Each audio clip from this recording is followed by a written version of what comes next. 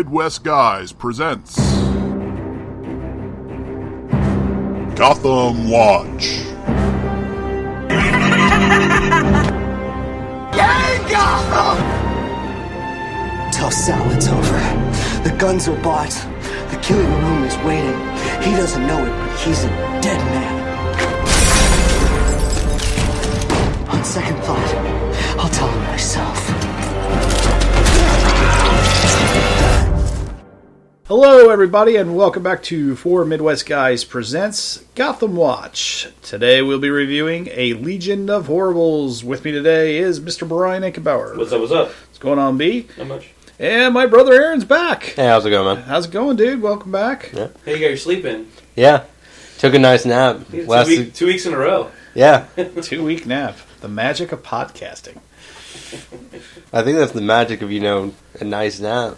It's like You hibernation. should be like well rested and ready to just like hit us with all kinds of information and No, that's the point of sleep. You don't gain new information. All right, guys. So let's get into A Legion of Horribles. So we open up with Selina. Kind of like last episode, we saw Selina run into Bridget, a.k.a. Firefly. This time, we get a little bit more of that. She's kind of sees Strange and Peabody observing her, but she's kind of she kind of describes herself as the goddess of fire, I think. Is Yeah, that the right? goddess Yeah. of fire. So She wants Selina Kyle to be her burnt offering. Yeah, that's Yeah. so weird. at first, anyway, right? So Selina kind of does her Catwoman thing, does her jumping around. Jumping around and hiding behind things. Yeah, avoiding climbing up on shit. Up in the rafters. Yeah. Everything. Yeah, I kind of like that. It was kind of a cool little preview of Yeah, what's it was, to come. Full it was a fun foreshadowing. little thing, yeah. Yeah, so she knocks her out, so luckily she survives for now. Yeah, she kind of just jumps down and just punches her in the face. Yeah, so nice scene, I thought. Yeah. It's a nice start. Yep. So next we see Bruce. He's waiting by the bird cage. He's on the rooftop. He's concerned. Where's Selina? He hears somebody come up the stairs, but he thinks it's Selina, but in reality it's Poison Ivy. Yeah, or he's A.K.A. like, Ivy. He's like, Selina, you took so long to get in his Ivy. Yeah. She's like, I'm here at exactly the right time. I'm here I don't know what exactly you're where I talking wanted about. Yeah. I don't know. What do you guys think about Ivy? She feels very underutilized as far as foreshadowing all these. I feel like they're actually doing better for this season they did in the first season. Like, she is not really, like, in a villain or anything like that, but you are starting to see her, like, kind of improve as a character a little bit. She just seems There's a more- certain personality, anyway. She seems very much in the background, unlike Nigma, Catwoman. Oh, it's way in the background. Yeah. Like, it's like, I don't even, it's like almost like she's being forced on us. Almost, yeah. Like, we don't need her. Right. In any of the I don't know. episodes. Like, I actually think it's a nice change in comparison to, like, where every other villain in this universe is, like, 15 years older than Batman. They're already more or less, as they are in the series or in the comics or anything like that. Like, it's nice kind of having certain characters that develop maybe a little slower than Batman or around the same pace or... Yeah, but I'm just saying, like, it was cool in the beginning because we saw, was it episode 1? Yeah, I think it was early on. It was either episode Yeah, 1 or episode 2 in the yeah. series, right? I So think it's 1 or 2, that's and what- then we got- it that's goes what back it to is. her, like, 6 episodes in, because that's when Gordon kills her father, and... Yeah, but we still don't... It's like, okay, that's fantastic that there's this... She's in the show, but it's like, we don't need her. Like, it could be like she could pop up later. You know what I mean? Like, Right. And then we see her develop. More developed more quickly, I guess. I don't know. It's just I an don't know. observation. For me, it's actually a fine pace, but it's a nice contrast to every other character on the show for me. Okay, yeah, because you're like everybody's older than Batman. And Well, everyone's older than Batman. They're already kind of more or less as they are, like in the comics. They're all kind of developed as characters, like 10 years before Batman's, even in the cape and cowl and such. exist. Yeah, that's true. All right, so next scene, the reluctant Captain Bullock, acting Captain Bullock. He looks very awkward, very He seems flustered about the whole thing. about because he's up there giving a press conference about how they killed Azrael. It's not really even much of a press conference. He's like, and he just blew up. Yeah. Some unknown sources blew him up. Yeah, because they couldn't tell. They couldn't say who the source was. Like who actually blew him up. They couldn't Right. say. Yeah. They couldn't talk about a lot of things. They're like, Yes, he is gone. Can you confirm it's actually the mayor or something? It's Well, the he's Gallagher. meat dust now, so it's going to make it very difficult to confirm. Yeah, well, what happened? What happened? Well, an unknown suspect, and he's just telling like, He's just- very political about it. An unknown suspect blew him up with an RPG, and Well, it's funny that he's trying to be political about it, but he still has that certain attitude where he's just like... you're annoying me. Yeah, he's You just can like... tell he was so annoyed by having to do that. It's like, this is bullshit. Why am I up here? And then he even says that afterwards when he goes Yeah. back to the office, and he's like, all frustrated. "You can take this. I will take Azrael every day, or whatever. I'll take Yeah, villains well, every day." Even during the press conference, he's like, I'm acting commissioner until someone else takes the effing job. yeah, and he kind of looked over at Gordon. Yeah, like, come on. Yeah. This should be you, not me. Yeah. Anyway, I thought it was comical. Oh, yeah. and It was a good amusing. moment, actually. Yeah. I like that actor who plays Bullock. Yeah. You know, up to this point, I've never really considered Bullock a major character in the Batman Really, universe, I've always thought he's done really well. Like, he did really well in the animated series. Like, Bullock was a really interesting character. It was more of like a gruff over, I don't know, just kind of like a big old, I don't know, big old tough cop was actually a but teddy bear underneath it all. You know, Yeah. I don't know. I don't know. And that and the actor that did him had a couple other, like, sitcoms and shows and stuff he's been in. He's a decent actor, but he's not... Yeah. He doesn't get out of his range very often up until... This actually might be one of his most, like, highest departures from his normal character. Yeah, I agree. I really like how he plays the character. So eventually, next scene, Bruce comes to the station, finds Gordon, and says, Selina's missing. She's gone to Arkham. I sent her there. It's my fault. Blah, blah, blah. Strange has her. Strange has her. He doesn't know if Strange has her, Right. and he doesn't know what happened. But he says, "No, he has her." Yeah. Yeah. He's almost He knows. convinced. His bat sense was tingling. His bat sense is tingling. That's All right, so his next bat dart. Yeah. next scene is is one of the highlights of the episode. We get to see an older lady watching the press conference. She has, I guess maybe you could call an owl mask on. That was perhaps. retarded. Oh, no, I thought What? that was cool. That was all retarded. No, I thought that was a cool moment. No, it was retarded. You didn't like that? But no, I like the fact that there's somebody else pulling the strings, Yeah. right? Because we had already talked about bringing in the Court of Owls. Mm. But I didn't like the fact that they're turning it into like a High society. high society Phantom of the Opera type mask, as opposed to the Court of Owls mask from the comics. You know what I mean? Like it was that they actually have masks. Yeah, they have masks that Not comes with, like, the box set. Not like a masquerade ball mask. And I that's actually what think it's fine. And that's what this was. I was like, To be honest, I actually think you can make the argument that makes sense for, like, what the Court of Owls are, which are more or less just old families in Gotham that have kind of been running the strings for generations or so. yeah. I mean, Like, it fits for the characters. like I think. said, I like the whole Court of Owls thing and bring them in like they're ones pulling the strings or whatever. Mhm.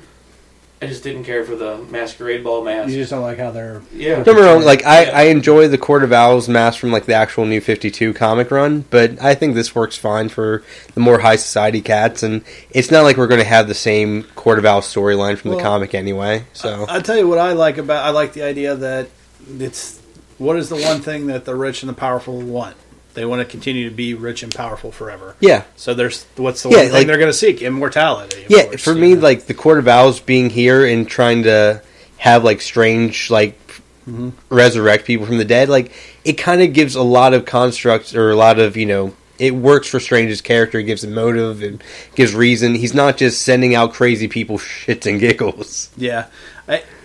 I just wonder what they have. Do you think they have anything on Strange? Because it just seems to be, is he just doing it for the money that they're giving him to back up his wild experiments because he wants to do these crazy He experiments? definitely is a Mad person scientist? that is a mad scientist at heart. He wants to kind of conduct experiments. He might actually even agree with their motivations in the long run. Yeah. At the same time, they are also part of his funding, and that's going to be a large part of it. But I mean, he refers to them as their masters. What do you think, Brian? I mean, do you think there's more to it, or do you think it's Well, just I think it has to do with the whole Court of Owls. yeah? Like they are the masters of the Court of Owls. I think he became a Fears it. subject in the court. Like in that society. Right.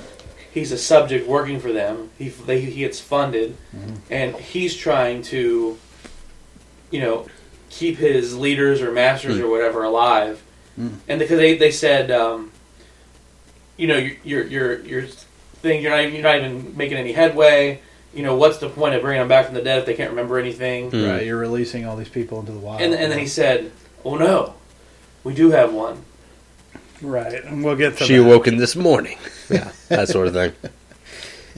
And so next we get their version. Next scene, they bring somebody back from the dead. It's Strange in his Indian Hill laboratory, and he brings somebody back, and he has a real rubbery face. Is this Clayface to you guys? Is this their version of Clayface? Well, this is Yeah. their version. Yeah, Okay. it's just the actor. I think they confirmed it's going to be Clayface a while back, and it's definitely their version of it. And to be honest, for me, this is the lowest part of the episode. I hate this adaptation of Clayface so Yeah, far. I was kind of disappointed as well because I guess because all I know of Clayface is the cartoon, right? The cartoon, he's a guy who just morphs.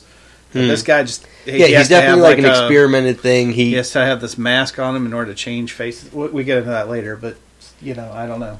He just has elastic skin in this. Yeah, I mean, He's spliced with octopus DNA. Yeah, it seemed off. Yeah. I like the fact that they brought in Clayface because I think it adds an extra villain. It adds another villain, Right. I don't like the fact that you have to make a mold Yeah. Yeah. of the other person and then they have to put the other thing back, put the mold onto him, and then electrify him so that his face forms. Right. I didn't like that whole aspect. It really underpowers the character comparatively to like a lot of other adaptations. Well, that and you got nothing from him other than it's just a guy sitting in a chair so far. There's no dialogue. There's hardly anything from him. He's just I mean, by the end of it, he's Bizarro Jim Gordon, and we'll get to that. Right. I mean, that's really the extent of the character as far as we tell. Right. I think that more than anything, it maybe not even so much the octopus stretch face, but the whole. There was just nothing. He's just a guy, kind of like blank-eyed stare so far. Now maybe we'll get something more later. I don't know. I think we will because I think if I remember correctly, Clayface started out as somebody who could just morph, right? Yeah. And then He could kind of shapeshift. Yeah. And then eventually he turned into that like monster-looking thing that couldn't really morph anymore. Well, he kinda could, but his natural it was form limited. was like Jabba the Hutt looking thing. Yeah. Yeah, I'm not sure how you kind of transform with this like kind of origin story for him though, like because it's so far departed from like other variants of Clayface, like whereas other ones you do have like accidents and labs and stuff that kind of create him, but this is just he's just part octopus, and it's just like really that's it.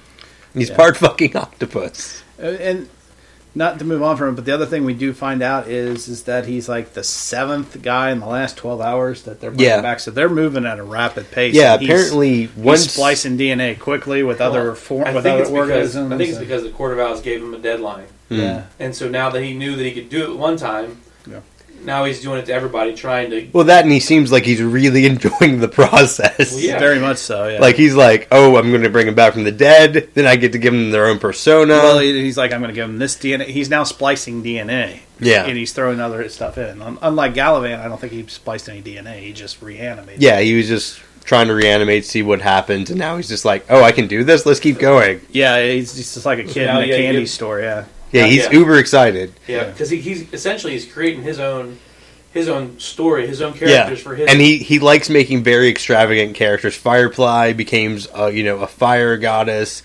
He tries to create Mooney later on into like a war goddess. Yeah, he's like, you're a war goddess. She's like, no, I'm Fish Mooney, bitch. Yeah. Okay, so next scene, Alfred disappointed in Bruce. I guess that's about all we can really say. Basically, because he involves Selina, blah blah blah. Yeah, he goes so into funny. Yeah, Because it was like he couldn't stand Selena to begin with, right, and now all of a sudden he's mad that Bruce involved her and she might be in trouble. Like what? Well, it seems like they're trying to use.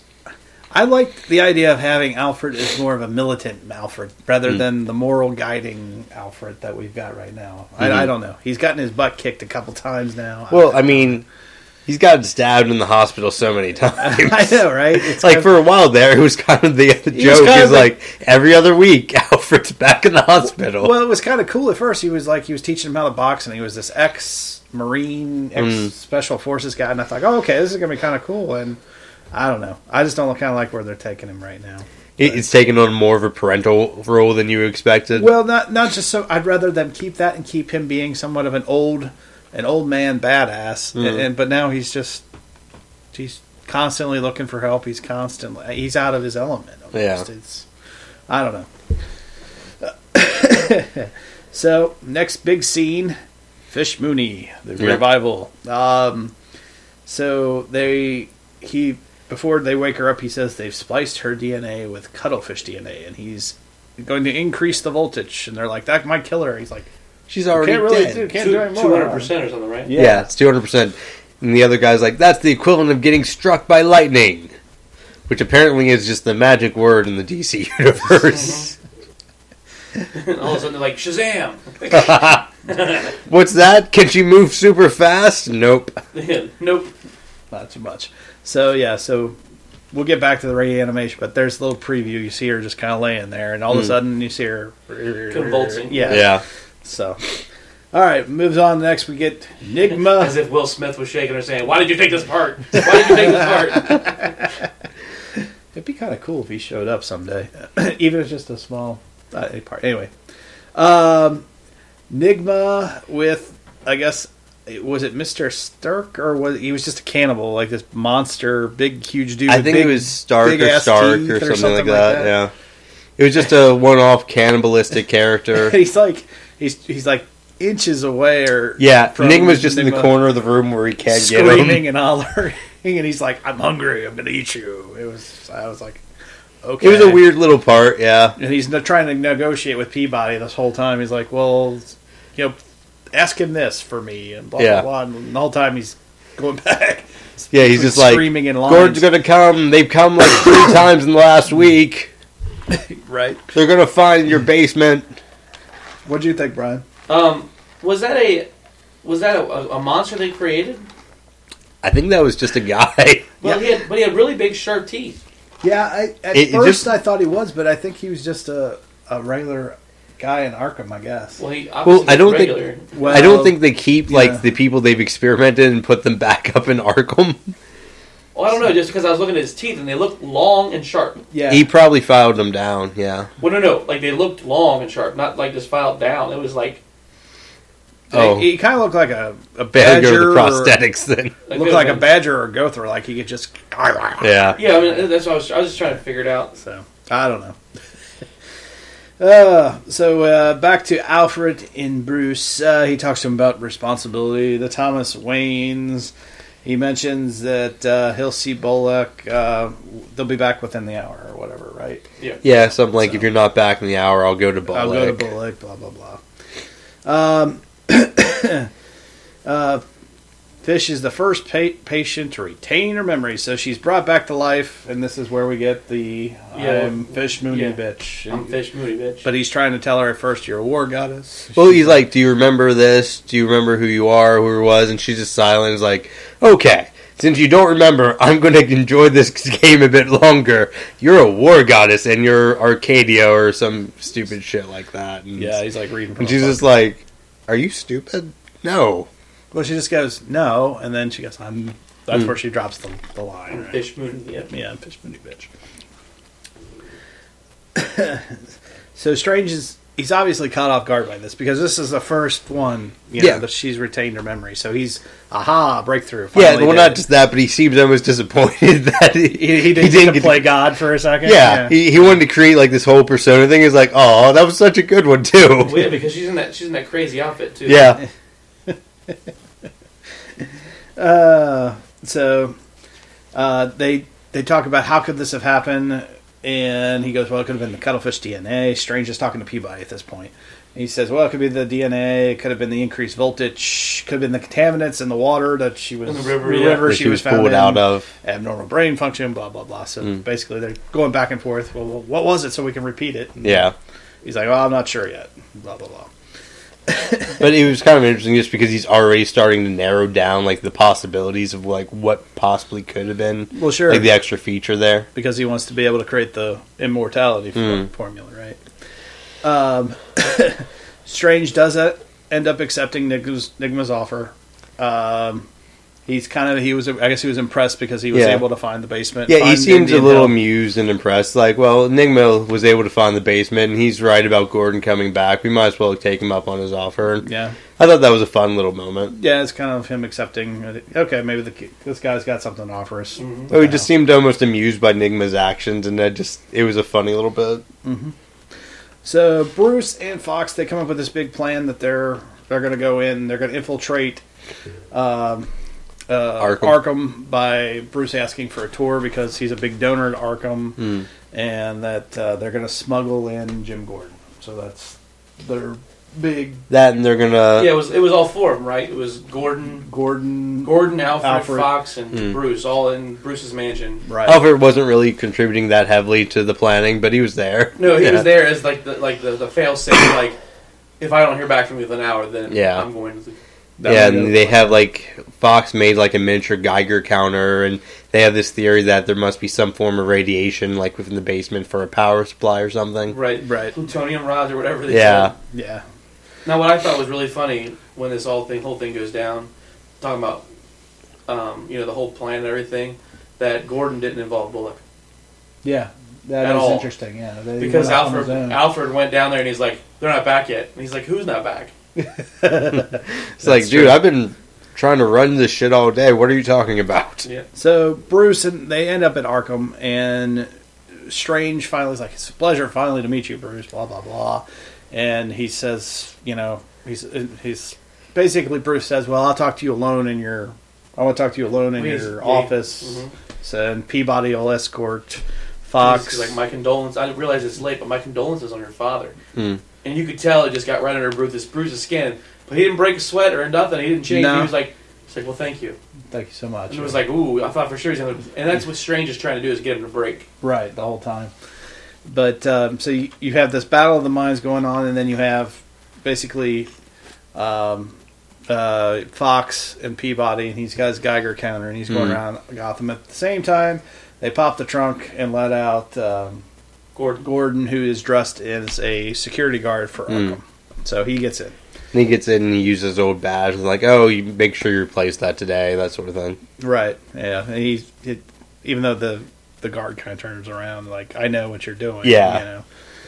But still, so they do that. The bigger scene out of all this for me is Strange versus Bruce, because they're talking about his parents' murder. And he goes, how much he admires Bruce. You are your father's son.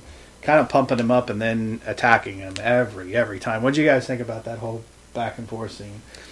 Did you think it was just... I don't know. I actually really liked this scene. I thought it had decent dialogue throughout.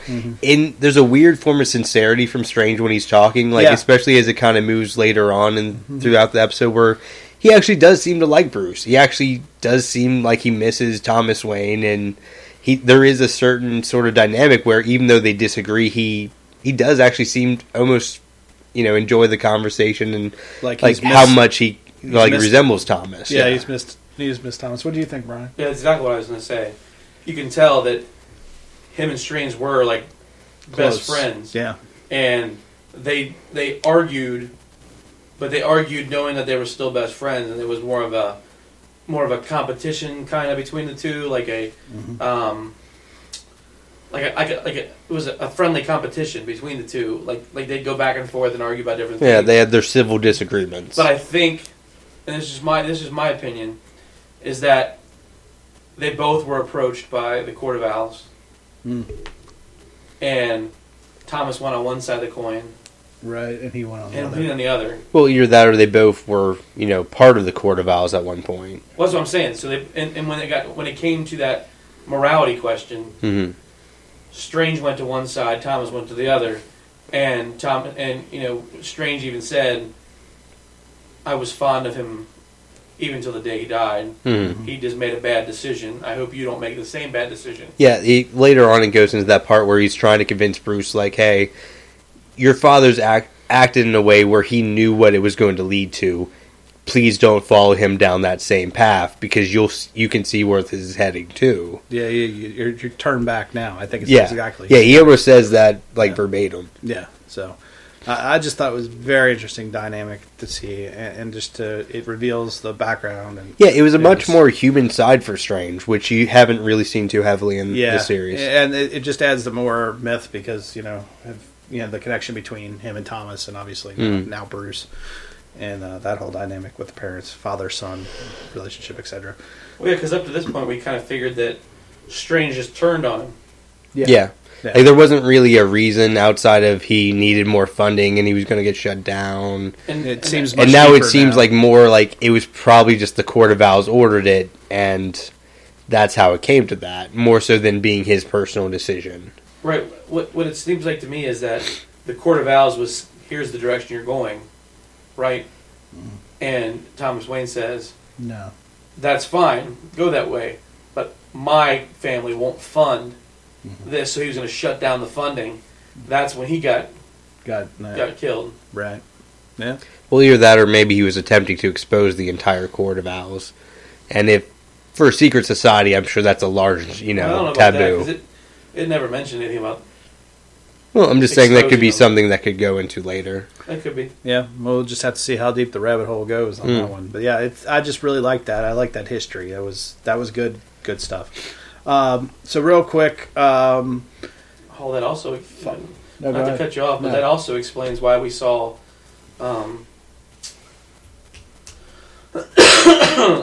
whatchamacallit, in the hyperstasis chamber or whatever, in the cryo chamber, the one that's missing the arm, the Dumas. The Dumas family because he'd be member. one of those, he'd be part of that family. Part of the Owl Society. Could be part of the Owl Society, and they just kept the body on ice the whole time. Mm-hmm. Yeah, it's possible. Okay, so real quick, basically all that happens here, while all this conversation is going on, Fox finds basically his Geiger counter goes off. He finds the area where the secret elevator is, marks it for Gordon, and kind of moves on. because it has better air quality. Yeah, better area, because he says it's an air quality tester, but actually... When Peabody asked him about it, he's right. like, oh, it's just testing with air quality. Wayne's very concerned about it. Right. So, after that, next big scene is Selina kind of... Firefly wakes up. This is where Firefly reveals that she is a goddess of fire. She's trying to... At least that's what Strange told her. Yeah, she's still trying to execute Selina until Selina kind of basically convinces her that, every goddess... Well, if you're a goddess, every goddess needs a follower. Or Yeah, a servant. A servant. Well, right before I'll that, just like, say- she sets her on fire, and Firefly just... Yeah, oh yeah, that's right. She sets Firefly on fire and she absorbs it. Yeah, She says, fire doesn't hurt me. yeah. But she also, right before that, sparks her memories and says, it's me, Bridget, remember, blah, blah, blah, and I told you this and this. She's And then like, she so-and-so burned bright. So-and-so burned brighter. You'll burn bright, too. She remembered her brothers. Like, remembered their names. Yeah, because he burned brighter than the other. Yeah. Yeah, that's right. Forgot about that. And then, but then, like Aaron said, then it was like, that whole, like, even when, like, Gallivant was remembering stuff, he called it the demons or whatever, and then all of a sudden you could tell that her alternate personality kicked right back in, and she was like, but you'll burn bright too. Like, it was like, she remembered, Like, but Went back into the... went back well, into it could also be because that was such a shitty, like, memory and past. It was just like, nope, I like this better. I'm going to burn you now. So that's pretty... eventually, Selina uses her quick wit. Yeah, it's actually an amazingly smart move. Yeah, actually, like, even I wouldn't have She's thought about of to be something fried, like that. Nice. fried alive, and she convinces her to cheese herself. Yeah, like she uses like the persona's logic of like what a goddess is and should have, and just like, oh well, you're a goddess, right? Oh well, you need servants. Every religion goddess has servants. So yeah. So, all right. So next big scene: Fish Mooney wants a grilled cheese sandwich. She really does. She really, really does. So the guard comes in, brings her food, slides through. She touches the guard with her hand. I don't think she wanted a grilled cheese sandwich. Well, because I think she did. She just. She said it just to piss Here's off. your food. Well, what I wanted was a grilled cheese sandwich, and then touches, and all of a sudden you can see that current go through her. She feels it leave her. Number one, and then he just walks off, and she's like, "What the heck was that?" Yep. So very confused, looks at her hand. Yeah, so obviously she has some powers of her own now. Yeah, it mentioned earlier on that there was some abnormal brain activity, which I guess would might be due more to the higher voltage than the cuttlefish DNA. Because that makes no damn sense if it's the fish DNA doing that. I don't ever seen a cuttlefish come to something. I thought that was a bit of a stretch too, but yeah, who don't knows, get me wrong. right? I still like that more than the octopus thing with Clayface, but whatever. It's Gotham. You gotta have a little suspension of disbelief. Yeah. They're trying to put a little science behind it, but it's a bit of a stretch. But either way, so cool new power. Yeah, all of a sudden. Not only does she get her memories. Keep her memories after being brought back from the life or back from the dead. She gets a new power. Right. And I don't know about you guys, but there's one thing that's more terrifying than Fish Mooney is Fish Mooney with the ability to manipulate people without having, literally be able to all she has to do is touch him and is like, hey, do this thing. Right. She's already vengeful enough. So what character do you think they're trying to turn her into? I think they're going on their own here. I don't know of any. Yeah, I don't know of any character. I mean, for some reason in the back of my mind, I can... The only character that has any ability that's kind of similar is Queen Bee, but I mean that's more like in the Teen Titans Young Justice sort of comics. But I thought there was somebody else that had gloves on, and I can't remember. I can't place it, but it was like as soon as she took her gloves off and touched somebody, she could get them to do anything that she wanted. And I can't remember for the life of me. The only thing I can even think of that's close to that is Rogue from X-Men, but that's just taking people's powers. That's just taking people's powers, yeah. But I thought there was one where they could manipulate and make them do whatever they wanted. There might be, but I don't remember the character. Yeah, I couldn't remember. That's why I was going to ask you guys. I couldn't remember. Okay. So next scene, we see the head owl and Strange, MP body. Well, what we assume is the head owl. The head owl, talking via his representative. Through his television monitor, which is still SD in modern times, and it's kind of weird looking, and it's all... I don't know. It's just hard to describe. Yeah, there was no cameras. Right. There's no microphone. Right, but she's able to talk right through the TV. Yeah, it's back and forth. That reminds it's me bugged. That reminds me of like she keeps track of everything. That whole old is new Gotham thing that they've always had going on in the cartoons, the movies, and now it's kind of that interesting. I feel like it's weirder with Gotham now than it was like in the animated series back in the day because now you have like cell phones, a lot of more modern technology. Whereas I feel like in the animated series it got away with it more just because the technology was a little closer. Yeah, here it kind of gave it that creepy vibe. It almost had like some Saw horror. I was gonna say horror movie, but Saw. I could see Saw analogy to that. So she has a conversation with Strange. She's about to shut Strange down, and and then this is where Strange reveals, "Well, I have brought somebody back with memory," and suddenly, boom, she's interested. It's like, "Oh, can you emulate that?" He's like, "Well, given enough time, possibly." And she's like, "All right, well, find out what Bruce knows and yep. blow up Indian Hill and move everyone else upstate." Yeah, move upstate, and you have a explosive device. Use it. Yeah. So. All right, so getting back to Fish, the guy comes back, gives her grilled cheese sandwich. And I think that's kind of the part where she's asked, why did you give me a grilled cheese sandwich? Because you told me. No, he says, I don't know why. That's right, I don't know why. I don't know why. And she's just, I think that's the part where you start seeing her kind of realizing she might have some powers. Yeah. Yeah. Because it seems like you almost, after he walks away, she's like, oh, I can use this to get out. Yeah. Because she's like, one of the things earlier was like, am I on an island? She's like, lady, I just work here. She's back on the doctor's island, I forgot about that. Yeah, so she's already kind of planning like an escape route, and you see that with both her and Firefly and Selina, like towards the end of the episode. Okay, so we've already they go back to Firefly. We already talked about that's where Selina convinces her to be her servant. Alfred finally goes to Bullock because they haven't come back from Arkham because they've seized them. I don't know if we brought that up yet, but they actually seized them. All three of them, Gordon, Bruce, and Fox have all been seized. And again, like you said, Bullock's like, what are you talking about? Yeah, because Strange is like, take them. Yeah, Strange is like, take them. And then Alfred goes to Bullock, and Bullock's like, what the hell are you talking about? Yeah, they haven't come back yet. Yeah. They haven't come back from where? And then he's like, damn it, that he's forcing my hands here. Damn him. Damn Gordon. Blah, blah, blah. So... Finally, we get back. The final scene is Gordon gets his face mask made. We kind of alluded to this earlier as well. This is where he's sitting across from... Well, no, we'll see him right before that. Let's talk about that one first.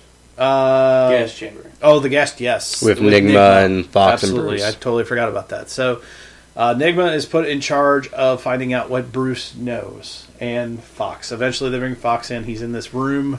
He says, "I'm going to gas you," and he plays kind of a head game. Yeah, he's like, "Do you know why Strange put me in this position? Because I can kill you without caring." Yeah. And then So- they're like, "Oh, you sound familiar.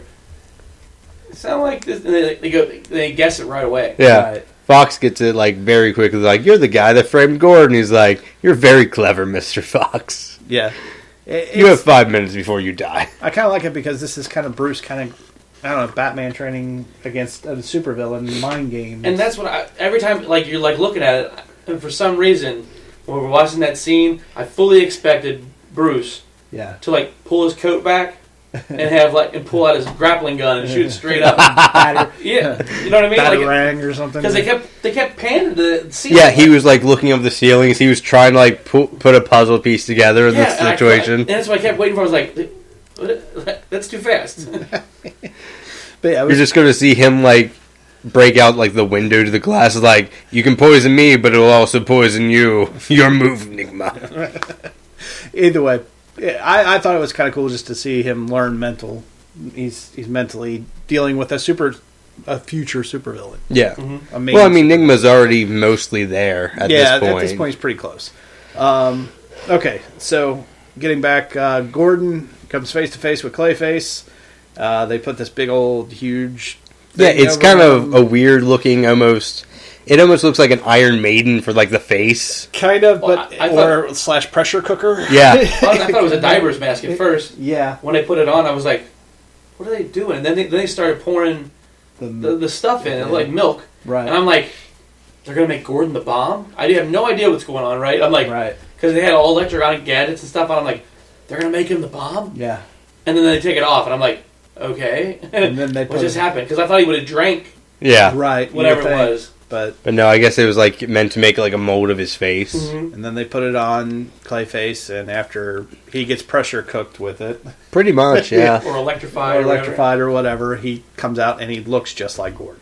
Then they Except put a little it's down wig. there. Except with a huge dome. Yeah. Because you can tell that they used one of the bald caps. Caps, Yeah. yes. Because his head was freaking huge. Actually, he looked more like Mr. Freeze from the cartoon at Yeah. that point than anybody else has in the More series. so than actually Mr. Freeze from the yes, show, yeah. Yes.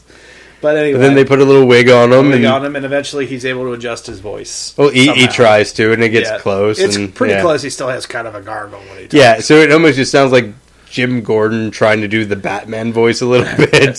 Who are you? Yeah. I'm Jim Gordon. Oh, so SWAT team on its way in. Firefly shoots at the door, and that's pretty much where I guess it ends. I mean, Yeah. it kind of leaves on a cliffhanger for the season finale. Yeah. What's going to happen? So, yeah, so it's a really great episode. So let's just get right in. We've gone a little long today, so let's just go right into final thoughts and grades.